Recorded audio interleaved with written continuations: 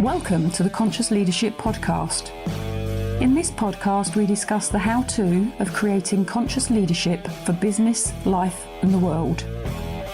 With ordinary people doing extraordinary things and being truly in control of their own health, wealth, and happiness.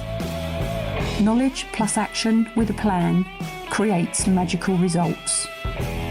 Introducing your host, Julie Hogbin, author, international speaker, mentor, disruptor, and creator of conscious leadership, and property investor living in the UK. Okay, so I'd like to welcome to this episode of the Conscious Leadership Podcast, Karen Miknas. Now, I've known Karen for probably about 4 years-ish. We were trying to work it out just before we started the recording. And both of us are in property. Karen does serviced accommodation, and as some of you already know, I do HMOs. Karen's based in Brighton, and I believe your serviced accommodation units are around Gatwick, aren't they? Are they? That's correct, yes. Yeah, okay. So, and I'm based in North Kent, so the Bexley sort of area. But I'm not going to talk to Karen, or Karen's not going to talk to us today about property. We're going to talk about Feng Shui. And Karen is a master of the craft and has been learning it for a while, and has been practicing it for a while. So that's what we're going to talk about. And part of that came about, I understand, is that you, through the property world, actually recognised how important the environment that we offer to our tenants, our clients, hotels, serviced accommodation and offices and home is really important to the energy and balance that we live in and experience, and how Feng Shui can help us with that. Is that sort of what I'm thinking? Absolutely. And funnily enough, Julie, it was during a recent workshop session that I realized that my love of space and how it worked stems right back to when I was as a teenager. When Wow. I used to constantly rearrange my room. And I don't know if you've ever felt that way. You've gone into your room and you will think, oh, I'm fed up of it like this. I want to move it this way.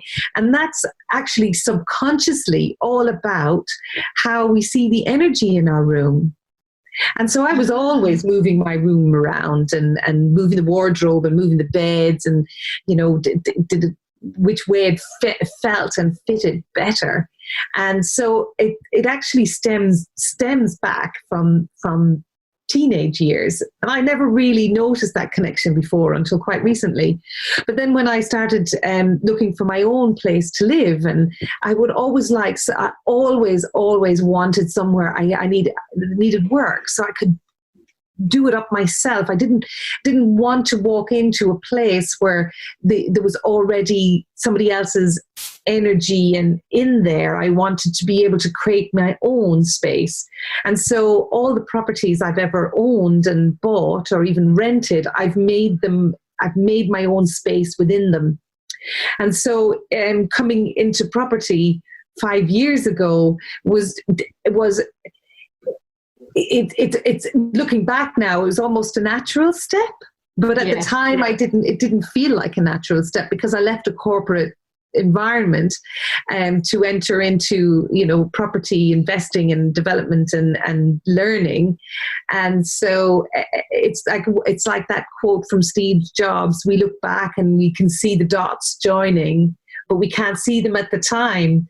But now when I look back, I can see how slowly the dots are starting to join up in the different paths I've taken. So yes, it is all about your space, your energy in that space, the balance you feel within that space and the flow within that space. It's very interesting. So something I write every morning, I answer 8 questions, and the very last question that I answer is, why am I here?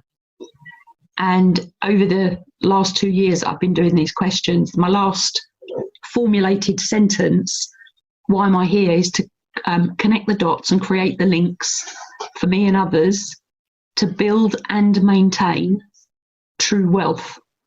And true wealth as a definition for me is wealth, health and happiness, because that's what true wealth is. If you don't have your health, you don't have your happiness, money doesn't actually mean much in reality. I mean, of course it does, but it doesn't really mean much. So it's very interesting that you said about connecting the dots. Yes. So what did you do in corporate? Because I left corporate to go into the new world, as I call it.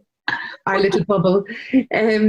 I worked in the bank for a long time. I started training as an accountant.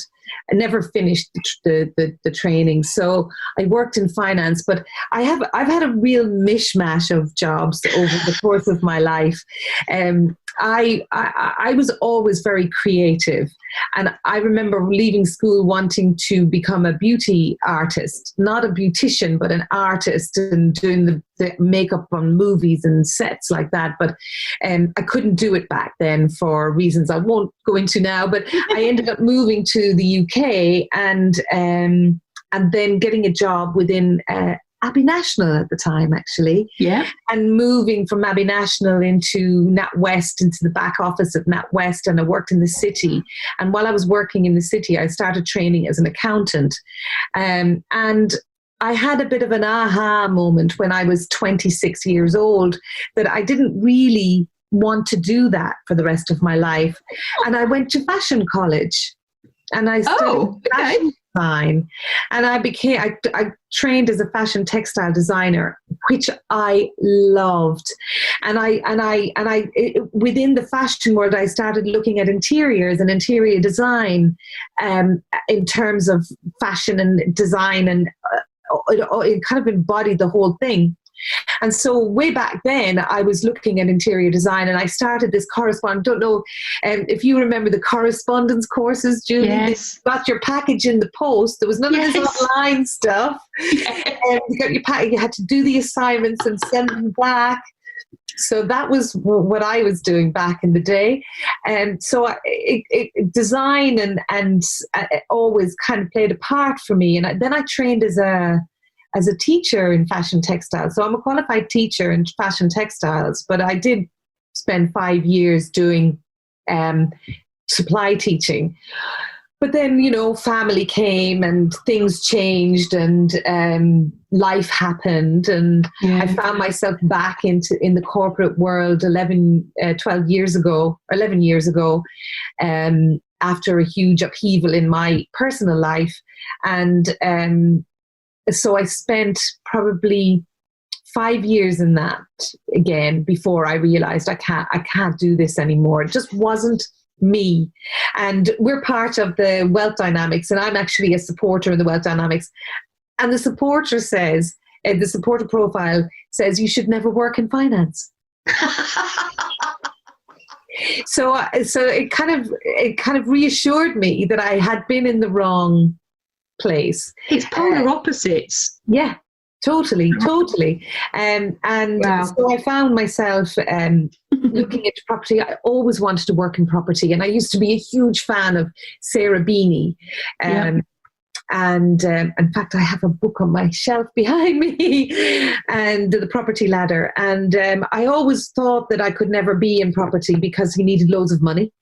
Yeah. And then 5 years ago, I discovered that wasn't the case. So I left the corporate world behind. So I was working at the time for Sussex University, but I'd worked for University of the Arts up in London, and London College of Fashion, and then came to a job down here in Brighton University and moved to Sussex University. So I kind of left the banking city side of it and went into the university side of it before leaving completely 5 years ago and immersing myself in all things property. And through that journey, I discovered Feng Shui, which has been amazing. It's very interesting. Our backgrounds are similar. I started off in accountancy. Oh, wow. That was my first career. I could calculate numbers quicker than a calculator at the time. Wow. You give me a whole string. I can't do it now. I've lost. If you don't use it, you lose it. I could calculate a string of numbers quicker than a calculator could. It was a bit of a party piece. So my first career was accountancy, and I actually was writing it down here. I think what you and I have both had is a portfolio career, is what they call it now. Yeah, that sounds so much better than a mishmash. I like that. We've both had a portfolio career, Karen. And you were saying about, creativity. I don't know what level of accounts you was in. I was a management accountant. That's what I ultimately ended up becoming and doing. And of course, you can be very creative with numbers. Yes. And funnily enough, I was heading down the route of my SEMA for SEMA. Right. So the same.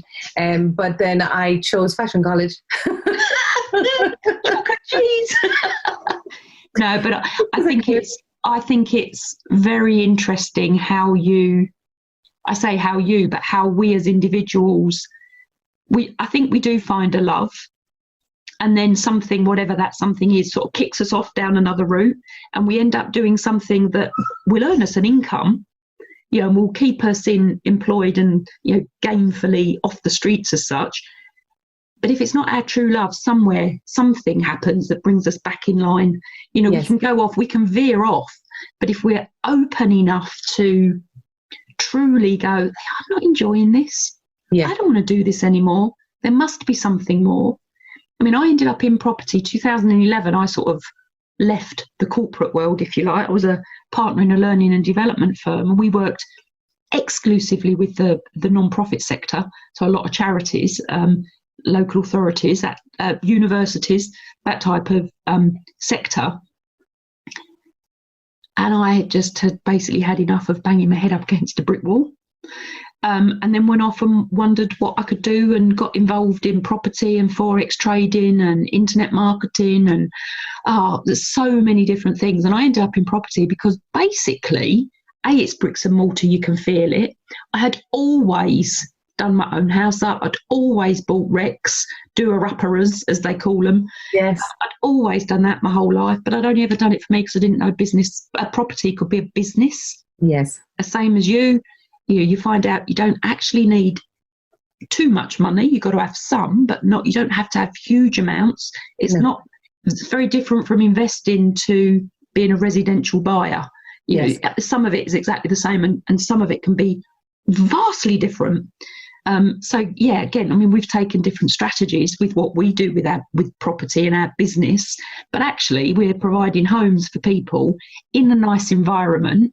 Yeah.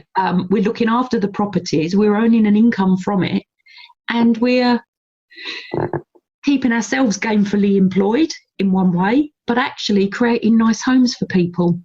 And that is the link coming back into Feng Shui. Yes. So how does what just in its purest format? I mean, I know a bit about Feng Shui, a little bit, not much, a little bit. What is it? What can it do? How does it work? Right. Feng Shui is wind and water, and it's all about the flow of energy in your house. So the primary main rule in Feng Shui is clutter-free, because everything that's in the space can either help with the flow or block the flow of energy. And if we have a blockage of energy in the house, it creates an imbalance. And that can manifest itself in health issues, wealth issues, relationship issues, and a number of different areas within your life. And what we don't realize is actually the place we spend the most time in, which is potentially our homes, can either work with us or work against us. And I heard a lovely quote this morning from a friend of mine gave me this quote, and it says, if we do not create and control our environment creates and controls us. And it's so true in terms of Feng Shui. And, there are different schools of Feng Shui. There's a Western school, which is more the modern take on the ancient Chinese art. But they have a lot of, they use color more, they use items more. They have, like, for want of a better word, more trinkets, and place them in certain places. Or there's the classic Feng Shui, which is what I trained in and which is what I use. It's the ancient form of metaphysics, and that is really related to the compass. It's a compass school, so it's all about the direction your house faces. So when we talk about the energy within a house, when a house is built, you find the land, you build your house on the land, you start the foundations, you break the ground. That's already breaking the energy that's in the earth. So that energy is now releasing into the area where your house is being built. So the breaking of the ground is where the energy starts for your house.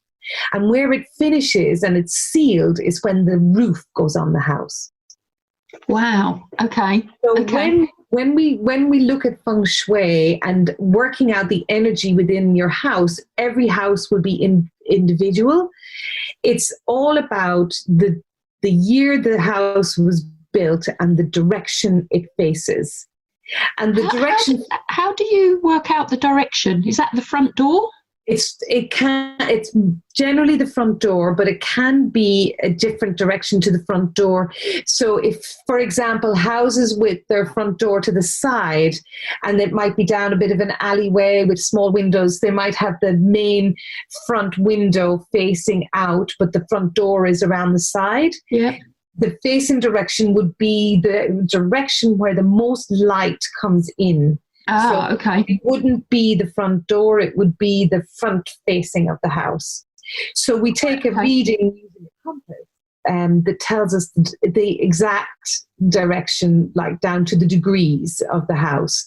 So we can then work out within the house where the energy is in terms of different areas of your life. It's really, really fascinating. And I'm sorry, I should have actually prepared something, prepared it earlier, but as I'm on my desk, I may have... So if somebody like yourself was involved with builders, yes, could you affect the success? Absolutely. Wow. Absolutely. And many Feng Shui masters around the world, they do work very closely with developers in terms of you can find the right plot of land, you can find the right area where it should be, because Feng Shui runs in cycles and periods, and we're just crossing over from one period into another period now. And now, so the next period will run for another 10 years. And within that 10 years, you can use certain calculations through metaphysics. And this is thousands of years old, Julie. This isn't just a little bit of a little bit of woo-woo that we can do now. This is proven thousands of years old. You can locate the right spot to build a house or buy a house that will give you abundance and prosperity and luck for 10 years, potentially beyond, if you buy the right place. And there are calculations within Feng Shui that are absolutely phenomenal in terms of what wealth and abundance it can bring you if you're able to align all the different factors together to create a building that will potentially, bring you endless prosperity and wealth and health. That's absolutely fascinating. I remember many years ago, went to China, my first visit to China, and there was a building, I can't remember the guy's name, had been designed and built by a very famous architect, and he had been told that he had to build it, so rather than square, he needed to build it slightly off, and he hadn't, and that was a Feng Shui thing. and he didn't. He built it square. And the history of the organisations that had actually operated within that building over the years, they had not been successful. And this fabulous building, and I'm trying to think what city it was in, I can't remember. This fabulous building was sitting there empty. No business within that city, within China, would actually occupy that building because it wasn't centred the right way. It was centre rather than off centre. And it wouldn't have cost any more at the time. It wouldn't have cost any more to build it slightly off. And the guy said no, because he clearly didn't either understand or believe in the concept of exactly what you've just been talking about. This building sits there empty. There are situate places in London actually that have been built and have not done very well in terms of office space because of where they're aligned and how they're aligned. And we studied this when I was training, and we looked at different buildings in London and the effect they've had on the economy since they were built and the effect they've had in the city. And one in particular was the new City Hall building. Is it the City Hall, the one that looks like a stack of coins? Like, oh, don't know. No, oh my God, I can't remember the name of the building now. It's by London Bridge. It's where the London City Council is, I think. It's a big glass building, and it looks, if you look at it, it's like stepped. Right. Okay. But when that was built, it was built for a particular purpose, and it never worked for that purpose. And it was built it was finished around 2008, 2007, I believe, at the time of the financial crash. Yeah.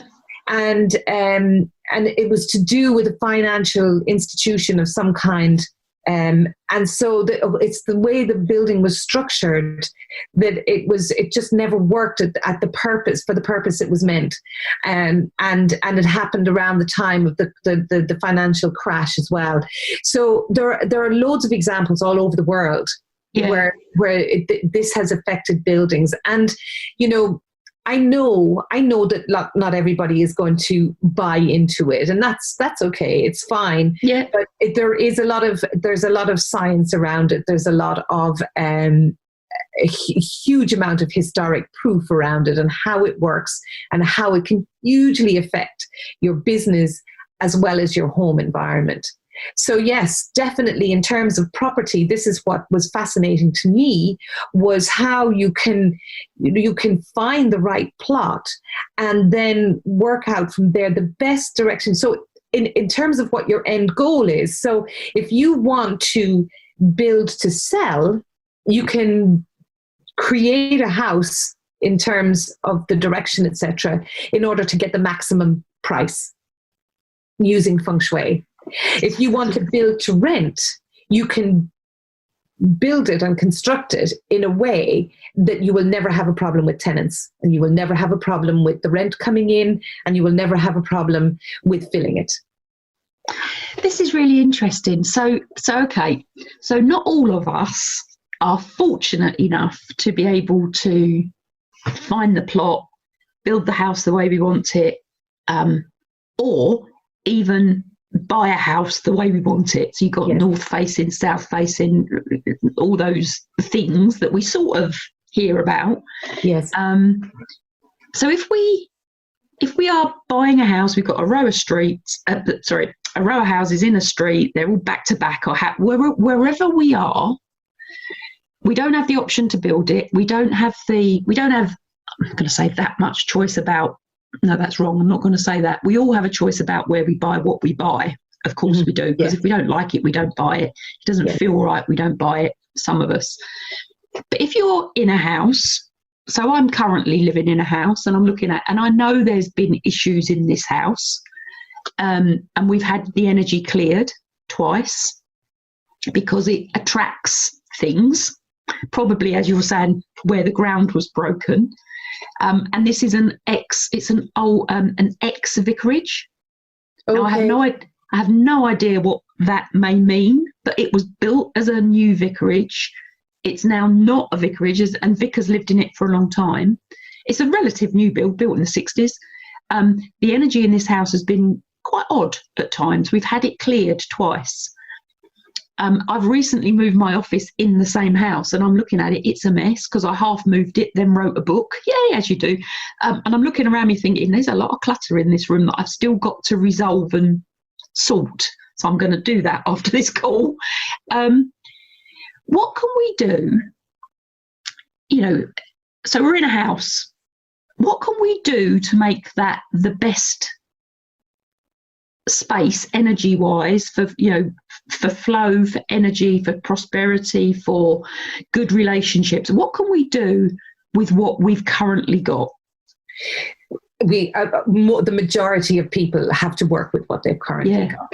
So yes, there's always a way around. Ideally, it'd be great to be able to build your own place and have everything aligned so that you never have any issues in your life. That would be fabulous. That's a rarity. And funnily enough, I was in Kuala Lumpur in September and at a conference, and the teacher there was talking about this particular format of building a house where everything aligns. And we were just all kind of going, oh my God, wouldn't that be just amazing? And I was sitting next to somebody who is from the UK, and he was saying, I know someone who can do that. I know someone who can build that. We just have to find the plot, the space. Yeah. So obviously, this is rare. It's not normal to be able to just go off and build this amazing house where everything aligns. So what do we do with what we've got? So initially, what we need to do is find out. Best way is to find out what direction the house is facing. So then we can understand the different sectors within the house, because different sectors within the house relate to different aspects of your life.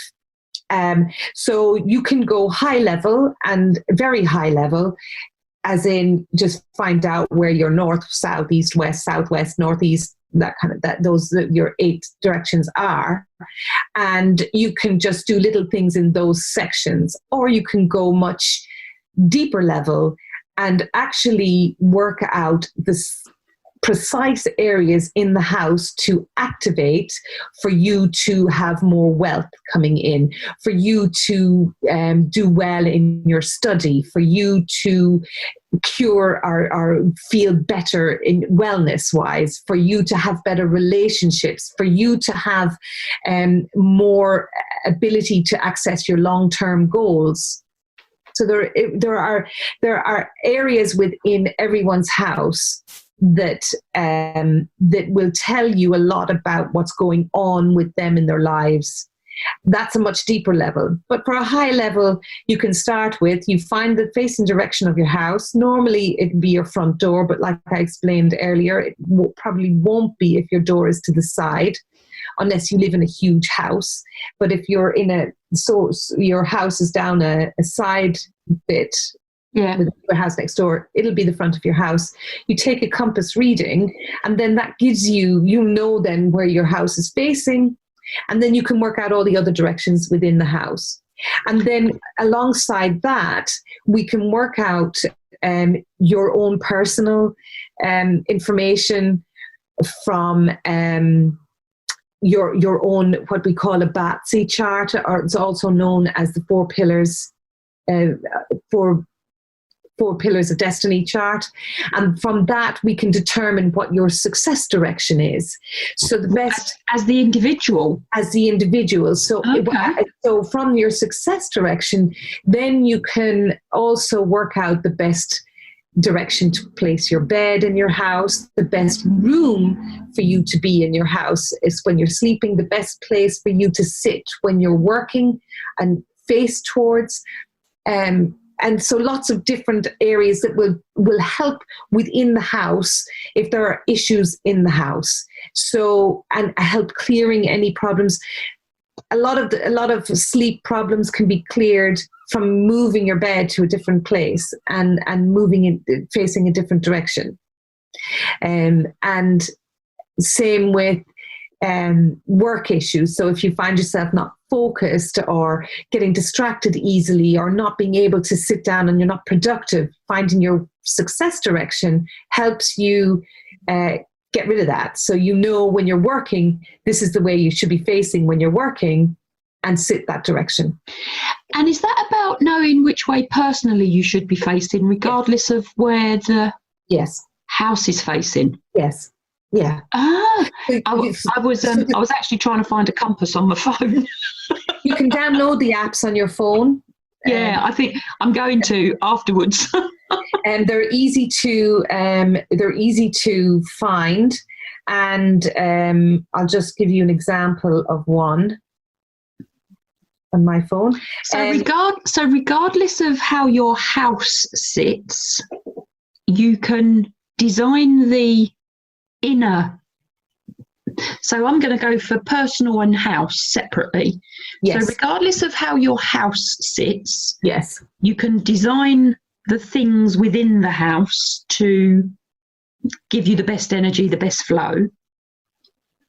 And as an individual, so your individual chart, what did you call it? Was it's a Batsy chart. It's a Batsy chart. Bazi. So Okay. Batsy. So you've got your own chart, and then you've got a house chart or a house plan. Yes. Plan. Yes. And regardless of whether they fit, you can change either or plan either or. Is that what I'm hearing? You can get them to work together more than change them. So Right. Once we know the direction of your house, we can then work out the sectors of your house. So where each sector of your house sits. And then within that, so I'm talking about a deeper level, within that, we can then work out where you sit within your house. Yeah. So the different directions, the different direction sectors, compass sectors within your house. So, for example, my success direction is east. So I'm sitting at my desk at the moment and I'm facing east. So, because that's my success direction. When I sit at my dining room table, I face east. When I go and when I want to go to a meeting and I want the outcome to be favorable to me, I face east. If I'm taking an exam, I sit with facing east because that is my success direction. But within your house, you have also got the different sectors that will help in different areas of your life. And these change every year because we use. If I'm getting too technical here, just please stop me. But it's terms that we use within Feng Shui. So we use a flying star method. So flying stars, each house, when we work out the date it was constructed and the direction it faces, there is this flying star pattern that is fixed with that house according to the date it was constructed. That's a fixed star formation, number formation within the house. And then every year that changes. So, for example, last year, my flying star formation in my house was west for wealth, for activating wealth. Right. West. This year it has moved to northwest. Oh, blimey. So, but it's okay because we just adjust every year, and so it happens at the beginning of February every year. The stars adjust according to the different years, and they'll do a full cycle to 10, and then they'll go back. So every 10 years, the wealth star will come back to the west. And it'll move around different areas of the house. So we just need to know where it is in any particular given year so we can activate it. And I'm just talking about one star. There are health stars as well. There are sickness stars. So we don't want to activate the sickness stars. No. There are stars that create a lot of issues and damages, and this could be an example actually of a house where things start going wrong, and things start relationships start breaking down. Potentially, a star has moved into a particular area of the house, and it's been activated unknowingly, like a not so great star. An inauspicious star, and so we activate that area unknowingly, and therefore things start going wrong. How do you activate? I mean, how would you activate unknowingly? You could anything that will upset the energy within that space. So even as little as putting up a picture, putting a nail in a wall, or doing any renovations in that area, painting that wall, doing anything like that in that area on a particular time or given year, and we could even go deeper down to months and days not to do particular things. So, but that's very technical. But we can look at a month within a year and say, okay, we mustn't do any work on these particular days in this month because it'll activate this star. It's quite in depth. It's metaphysics, so there's a lot of layers to it. Yeah. But the general gist of it is that it's about balancing the energy in your home, so you have a harmonious and balanced life with your environment, and the people in it. So what we have found now over the last few months is so many people having to work from home, and being stuck at home, and they never signed up for that. No. They never bought into their house as a workspace. No, not at all. They bought their house and bought into their house and bought into their job, as the job is there and the home is here. And now we're finding a lot of people having to merge the two and really struggling, because they don't know where to work. They don't know how to find the right space to work in. And this is where Feng Shui comes in and can help, because by doing a reading of the house, you can find out the best place for work, the best place for study, and the facing direction and where to sit. So then from work with the space they've got, and use it to help them find a more productive area for them, so they have higher productivity and higher focus. So, and ultimately higher performance. Do you have to visit the house to be able to do that? Not necessarily, no. It's better when it is visited, but I don't have to. I don't have to. What I do have to do, what I do need is a floor plan of the house. So, and not just, oh, here's a floor plan. There you go. I've drawn the floor plan, and any consultation I've ever done, I've actually measured out the exact measurements and drawn it to scale. Again, that comes from my interior design. Yeah, of course. And I have the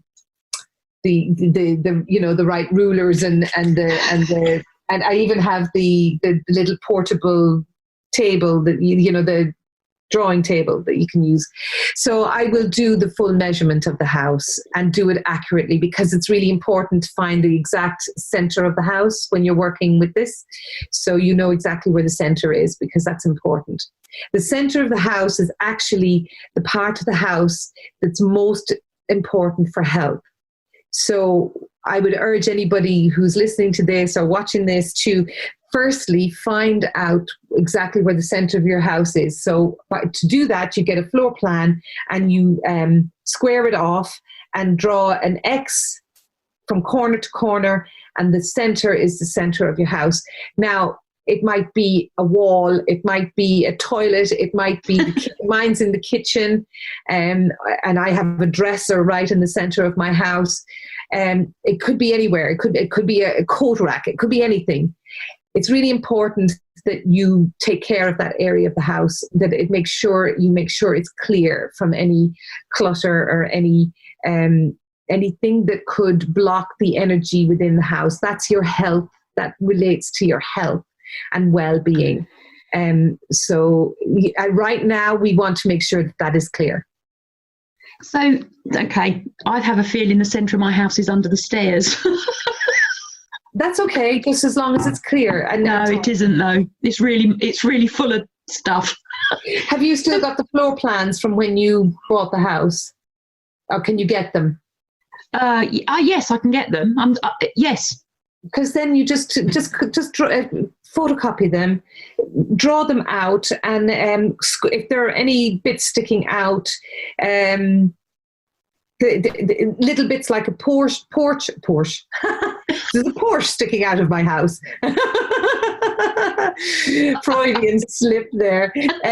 If it's just a small porch, then don't worry. But if it's a substantial piece, like a bit sticking out, then just square off that and then draw the X from corner to corner and find your center. So if you've got a garage attached to the house, does that form part of the house? Not unless, is it used for anything other than parking your car, or do you use it? Storage. Okay, no, but you don't use it for living in. No, then no, don't. You don't include that. I'm gonna do that. Yeah, I'm gonna work out where the centre is and clear it. What else can we do? Primarily clutter-free. Secondly, anything that you don't use, get rid of. I've used COVID-19 to do a lot of that, and start clearing out stuff that I don't use anymore. Stick it on eBay, get rid of it. Don't keep it cluttered, because you work with consciousness and that's energy. Yeah. So if we think of it, we wake up every morning, and the first thing, unconscious to ourselves, when we wake up every morning, the first energy that comes out of us goes to all the things we own in our lives, everything. And unconsciously, our energy is going out wherever it is. I have a storage unit. So some of my energy is going to that in the morning. So and everything else that is in my house, and then that's where we start using our energy immediately, and it's being sucked by all the things that we own. We don't need lots of stuff. I agree. We are attached to things for lots of different reasons, and lots of them we can let go of. Even things that we say, oh, I really want to keep that because it reminds me of certain person, it reminds me of a certain place, it reminds me of a certain time. But that's just, you are giving that object control over your energy, because you are attaching some form of energy to this item. And, I've been guilty of it in the past, where I keep things, even if they remind me of a person that hasn't treated me very well, or a time that was pretty shitty, and I've held onto them because they look nice. Oh, they're aesthetically pleasing, and I like it. And as an example, I held on to, when I split up with my ex the last time, he had some lovely, really lovely pictures, beautiful pictures. They were watercolors from the 50s of interiors. They were beautiful, and they were lovely, beautifully framed. And he really wanted them. And at the time, I really wanted to keep them because I knew he really wanted them. But they were lovely. They were beautiful. And so we negotiated and I got to keep them. And I had them hanging up. And to look at, they were lovely. But every time I looked at them, it was him I was reminded of, not of the beauty that I saw. It reminded me of him, and I held on to them for probably a good 5-6 years, and I just started. I just had this. I just thought I have to let them go. I really have to let them go, and I sold them, and so I don't. Okay, I don't have to look at them anymore, and they're as a piece of beauty. But I'm also not reminded of every time I see them of that bad experience that I had. But we find we have in our lives lots of things that potentially we've kept because we like them or they look nice. But when we see them, they remind us of a place that we wouldn't want to be there anymore. Or a person we no longer could touch with because they're not part of our lives anymore. They've wronged us in some way. It's interesting. Yeah, it's very interesting. So when we talk about Feng Shui, we don't want anything like that and any item that has that kind of energy in our home. It's interesting because we do get attached to stuff. And I've been having lots of thoughts, and it did start before COVID-19. I've been clearing my house. I've been clearing all sorts. And I know you know that my mum died. It's just coming up to 2 years. Yes. So I had been clearing a lot of mum's stuff because we lived together. So all of mum's personal belongings got left with me, and it was really difficult to remove them. Yes. Because they were mum's, and there's good associations to mum. So it's not from a negative perspective, but there was just so much stuff. Yeah. Because, mum was 92. We'd all of the family bought her a present every Christmas, every birthday, every Mother's Day. And she kept saying... And you got them all back. Yeah. Mum kept saying, I don't want any more. Don't buy me a present. I don't need it. And of course you do. So I've ended up with it all, and I've said to my nieces and my nephew and my brother and his family, take what you want, take it. And of course they only take what they want. It's not much of what's left. And some of the stuff mum had was absolutely beautiful and stunning. I've still got pictures and ornaments here from my nan, like my dad's mum, because mum kept them. And now I'm thinking, I need to do some things with this stuff. So I've same as you, I've sold some. I've taken a lot to the local charity shop that we all support. Or mum used to support, I support. It's a hospice charity, local one. So I've taken a lot of stuff, and I'm actually now thinking I've still got so much to do, and I'm wondering what is stopping me doing it. But now you've just said my energy goes to that in the morning. So part of me is Julie, just finish the job you started.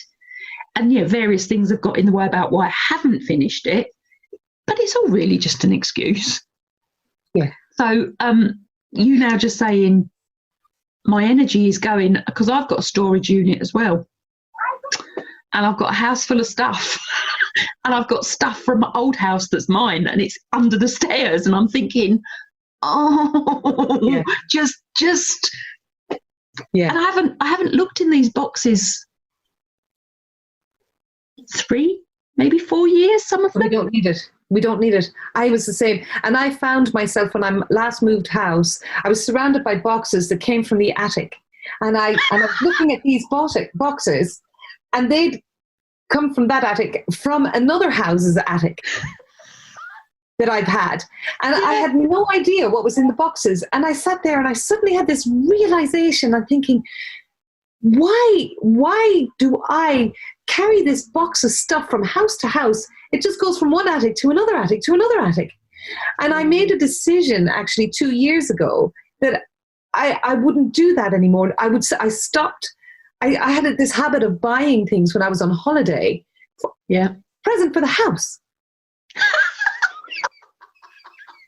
And so I stopped that because I was just bringing more stuff into the house. And I've stopped doing that now. And now I'm getting rid of the things that I've been bringing into the house. And it is, I found a lot of stuff. From when I was a textile designer, I had all my equipment, all my machines, everything, all in the storage unit, and all the fabrics, the yarns, the threads.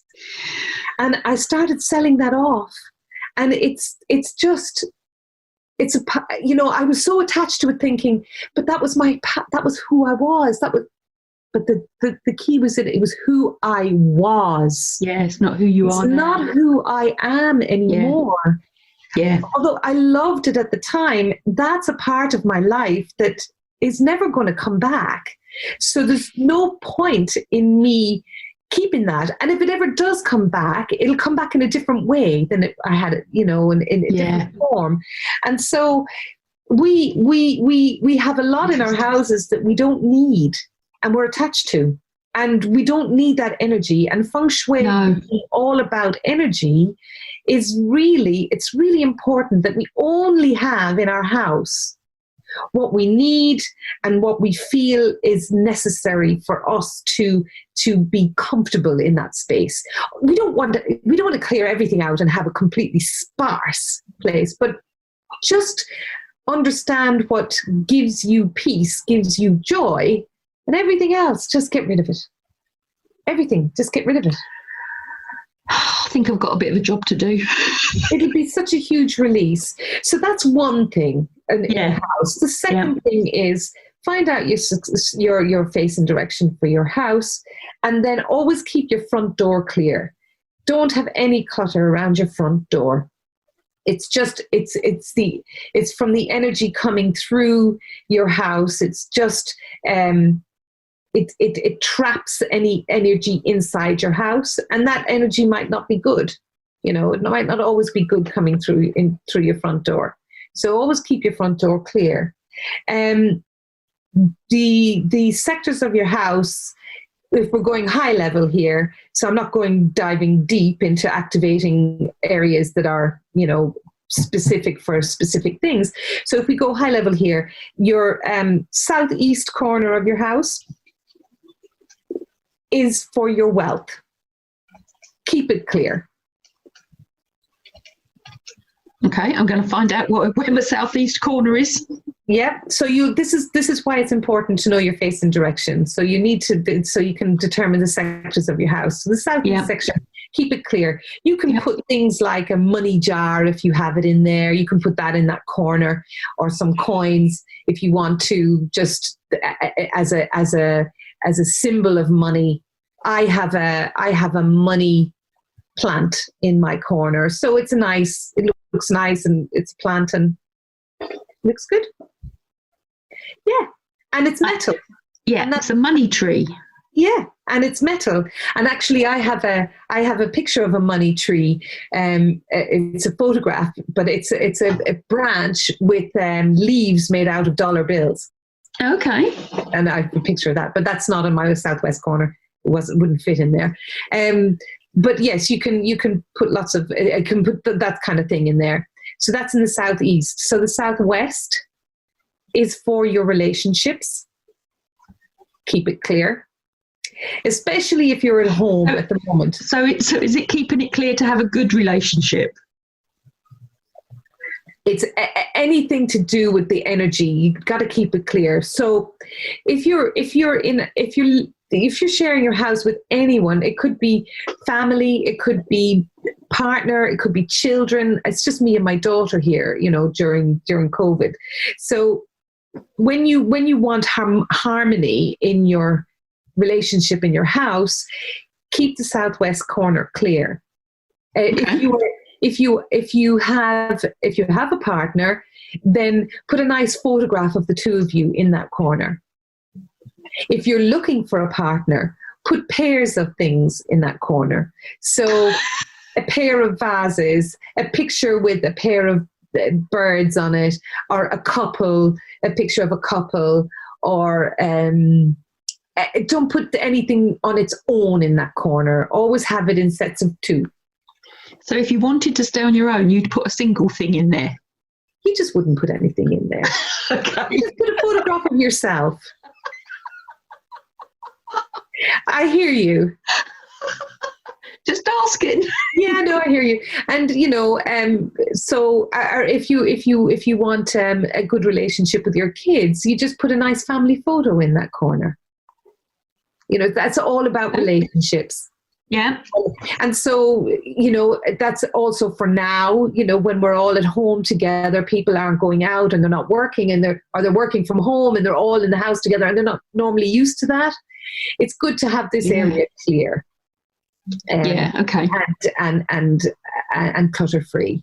Yeah. But yeah, there's deeper levels to that. So if you're having a real problem, then that might not touch the surface, but this is just in general. Well, there's some strange things happening through all this lockdown across the world. I'm absolutely guaranteed. Exactly.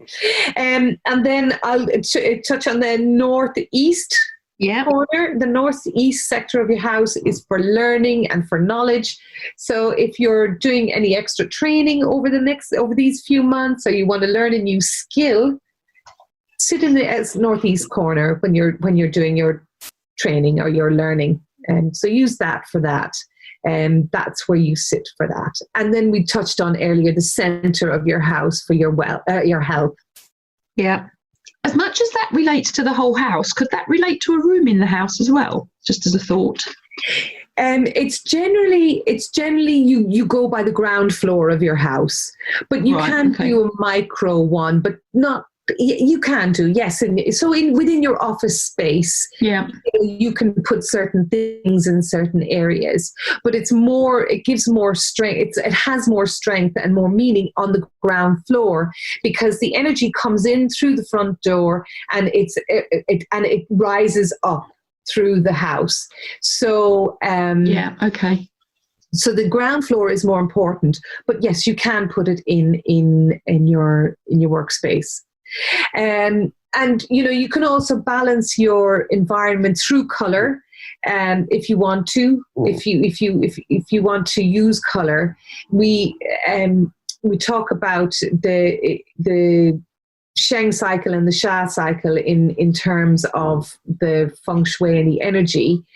And I didn't touch on the 5 elements actually in Feng Shui, which are fire, earth, metal, water, and wood. And so whenever I give a talk or a demonstration or I'm doing a workshop, or I talk about these 5 elements and how they have to be in balance.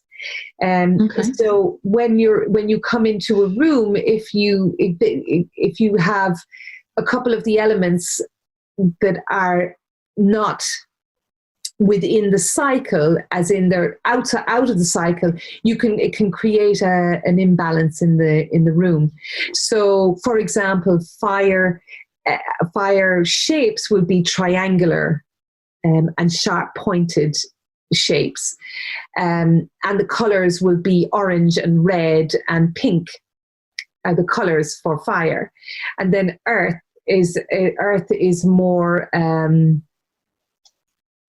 they're flat and long, like a rectangular but oblong, low items.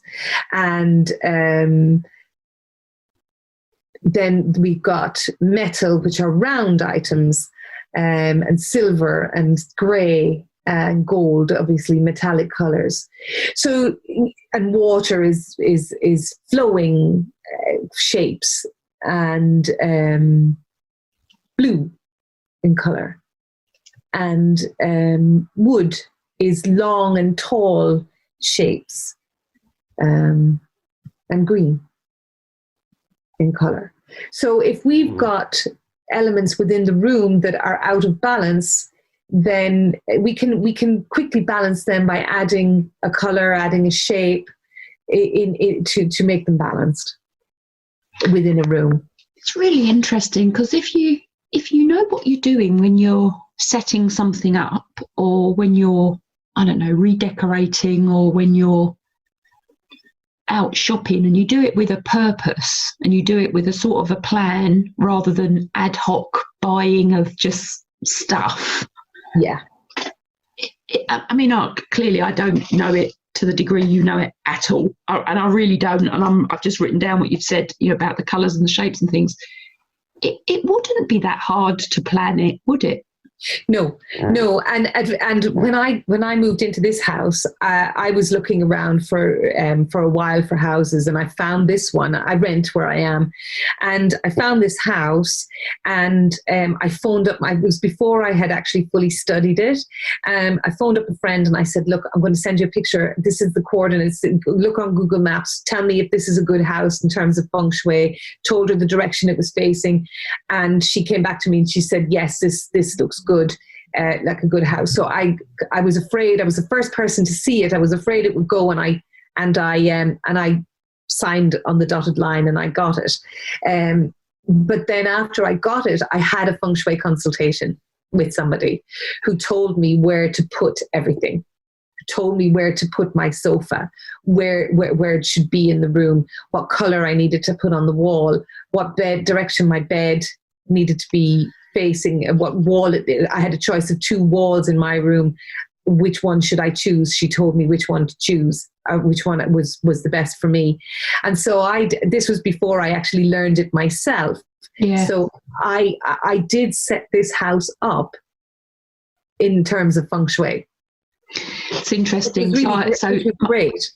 Yeah, my whole way through, you've just made a really good definition for me. I mean, the house I'm in is rent. It's really interesting. We're both in property and we both rent houses, as you do. Yeah.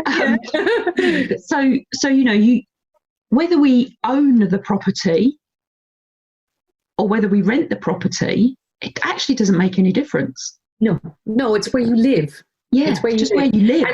So some people will find restrictions in their rental property in terms of not being able to do anything with it, even as far as painting it. I've been lucky. I've got a landlord who is happy for me to. He said, "I don't mind what you paint with as long as it's not outrageous." Yeah. So my colours aren't outrageous. And so he's been okay with that. I know a lot of people who rent, their landlords are absolutely, they won't even let them put pictures up on the walls. I am allowed to. So in terms of that, you do lose certain freedom when you don't rent, when you don't own. But I found a house that worked for me, and the energy in this house is really great. I love it.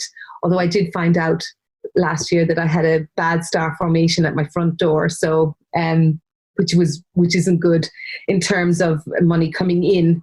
It comes in and then it goes out as quickly as it comes in, which is about right. So I need to change that actually, and that I can't change that in the house. I have to move. Oh wow! Yeah. But when that time comes, I will look for a place that's, that's even, the energy is even better and everything works and it's all good, because we're coming into a new 10-year period. And so whatever house I find, I know I'll have many years of good energy and good luck and prosperity in that house when I find the right house. Okay. But it's great now that I have the knowledge to do that.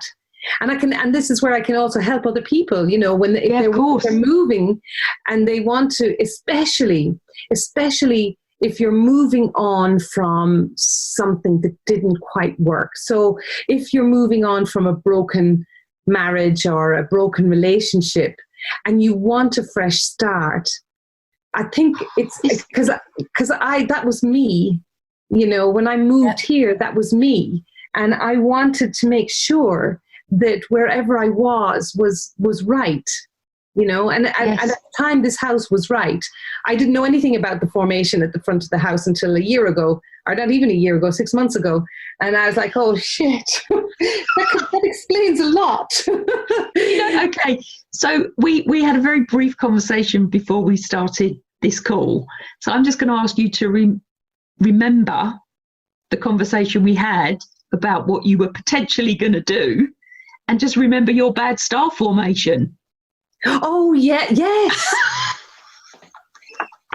Yes. See? Yes. Very, very true. just remember star formation at the front door. Yeah.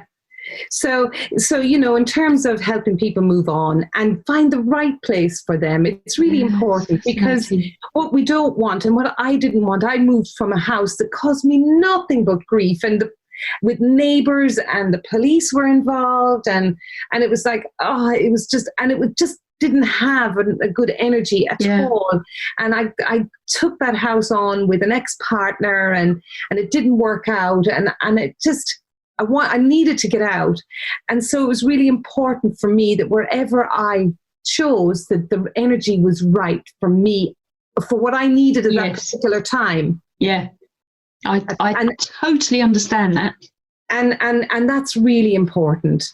And, I think at the end of COVID, we're going to see a lot of shifts in how people live and interact and work and live together. Whether that means people start moving out and living apart or come closer together. But either way, I think people are going to have to learn more to work from home. Yeah, definitely. I agree. Learn more to interact better with each other if they are going to stay together. And if they're not, and they want to move out, and they want to find somewhere that works for them and is harmonious and balanced and will give them a good new start in their life. They're really three key things that we are now moving towards in this current time. And I really truly believe that Feng Shui is going to come into its own in this new period. I really do, because I think we all really need to see how we are working at home and to get the best, whether you're self-employed or working for an employer. We want to have that productivity. We want to have success.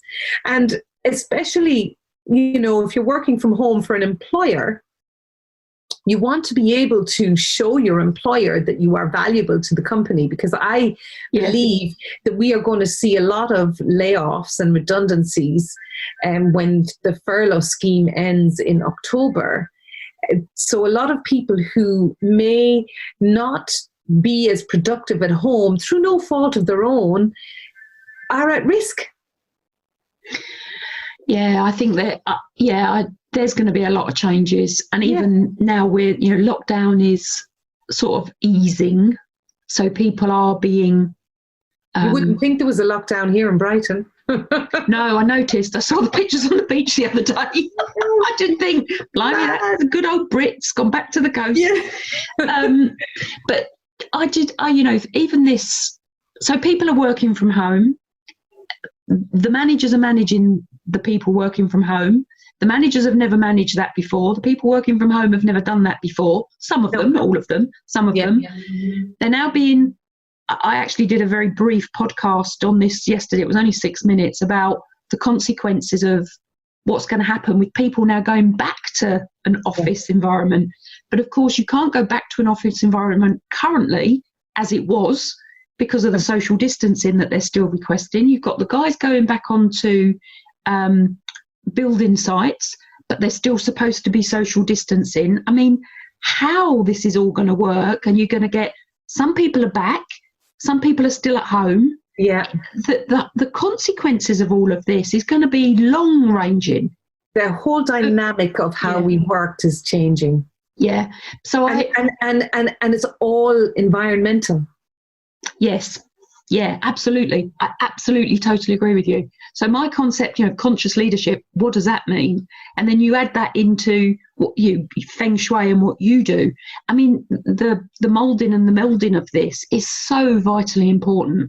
And I truly do believe that if we can create the best environment, which is all what management and leadership is about creating the environment that people want to be in and want to do well in.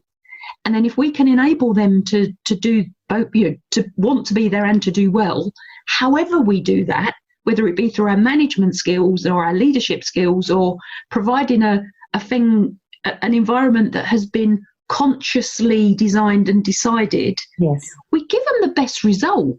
Absolutely.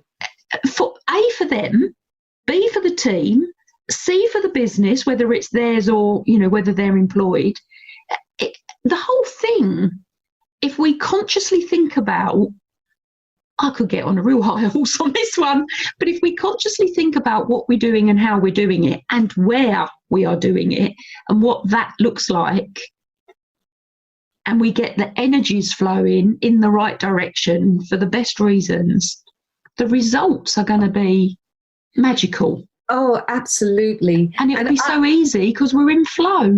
Yes. That's the whole thing. We are at our best and our most productive when we are in flow. Yeah. And that's what it's all about. And yeah. I feel it's the company's duty to help their employees. It's their responsibility to help their employees maximize their space or optimize their space so that they can deliver what they are paid to deliver. Yeah, I agree. I agree 100%. There's so much we can do, so much more that can be done to enable people to operate in the best way they possibly can. We don't always, both you and I have done this, we haven't always worked in an environment that we've truly wanted to be in. We haven't always worked in an environment where we are in true flow, complete flow. And we've done it for the right reasons, and we've done the best job you do in that place, because we can all only do what we can do with what we know at the time. Yes. And even with that being said, if we're in an environment that is created in the best way it can be, that'll enable us to be the best version of ourselves we can be, even if we're not totally in flow with what we're doing. Yes. If that makes sense. Total sense to me. Yes. 100%. It's really, see, this is about connecting the dots and creating the links. Because it is never just one thing, ever. No. I go out and work with managers and leaders, and they'll employ me to deal with, or to come in and train, managing conflict, as an example. And I'll go in and I'll do managing conflict, but it's never just managing conflict. It can't be just managing conflict. It has to be conflict and what conflict is, but all the bits that go around it. Yes. What's creating it? What's in the environment that's fueling it? Yes. It's nothing sits in isolation. No. It's one of the biggest lessons I've been learning for, I don't know how long, but a long time. Yeah. Nothing sits in isolation. You can't just sheep dip something and it's all better. No. It doesn't work like that. No, definitely. It doesn't work like that. No. This is fascinating. I love this. I truly love it as well, as much as I'm working in a complete mess and my office looks like a bomb's a tick because I was shifting stuff and I've got stuff under the stairs and stuff in a corner. You probably find when you clear your office space, you'll feel so much freer. Yeah. Do you know what? It's interesting because I was sharing an office. They talk about, working at home and being in an environment that you're not really normally in. I shared an office, and because of lockdown, me and my business partner were in the same office more, which we weren't normally. We'd be in it differently, different times. Okay. But because we were then both in it, I physically couldn't work in that environment. Now, I knew that intellectually, I felt it intuitively. So I moved, and I'm fortunate enough to have a space to do it. I moved from the office that we shared to a spare room, basically. So I've moved things down. Now, it isn't as it should be. I know that. But actually, I'm getting far more done. Even with it being a mess, I'm getting far more done because I don't have the other distractions and the energy feeling that wasn't working, just wasn't working. Yeah. So it's. Well, I'll leave you then with a few tips for your office. Oh, go for it. You and viewers and listeners. Yeah, definitely. When you're setting up your office, always make sure that you have your wall behind you. You do not have. Yeah, I see that. Brownie points for you, Julie. Yeah, thank you. That you do not have your back to the door. You should always be able to see the door from where you're sitting. And that's all to do with the security you feel and being in the space. So you're not always thinking who's coming in the door. So you can focus on what you're doing. Yeah. If you are in an office space where you have to have your office desk against the wall and your back to the door, put a mirror in front of you so you can see the door from where you're sitting. So you can always see when somebody's coming in the door. It's important that you know, and also have a high back chair. So one of the director's chairs that comes up that have a high back to your chair. So that gives you that sense of a wall instead of open space. So there's a couple of tips there. To your look, so you can see from here behind me is a bookcase. That will actually be moving. I'm rearranging my office once I can clear some of the linen from my service accommodation out when the laundry starts working again. And so there'll be a wall behind me. A window is not good to have behind you, but this window is to my right slightly. So it's not directly behind me. So it's okay. It's not ideal. It would be better if it wasn't, but it's okay because I have to face east, so I was limited to where I could sit in this room. If you have a window behind you, it's got that lack of security. So ideally, you need to keep the blind down. Not the best if you want to be working during the day. So it's best not to have your back directly to a window. So on your left-hand side, you should have ideally a tall bookcase or another wall, something solid and secure on this side. And on the right-hand side, something maybe half the size of a bookcase. I have a chest of drawers here, but anything, you could put a plant there just to have something there on your right, or it could be a window or anything like that. I've got my doors on the right. That's fine. Yeah, because you can still see anybody coming in. That's okay. Yeah. Okay. And then, of course, if you're looking out on your office space, make sure it's clear. Yeah, mine isn't. So there are just a few little tips to set up your office space. That's fabulous. Karen, I found this fascinating, absolutely fascinating, and I think all of the listeners will as well. If the listeners, well, no, not even if, when the listeners want to get in touch with you, how do they do that? What's your contact details? They can get in touch with me at my email, Karen at yourwaytofengshui. Oh. Is that a 2 with a T-O or a... No, it's a 2. Yeah. yourwaytofengshui.co.uk. Yeah. They can reach me on LinkedIn, Karen Miknas. Yep. They can reach me on Facebook. Karen. Have you got a Facebook page? My Facebook page is actually Mizar Feng Shui, which is Mizar. Yeah. Feng Shui. Okay. That will soon be changing to Your Way to Feng Shui. But for the moment, it's Mizar Feng Shui.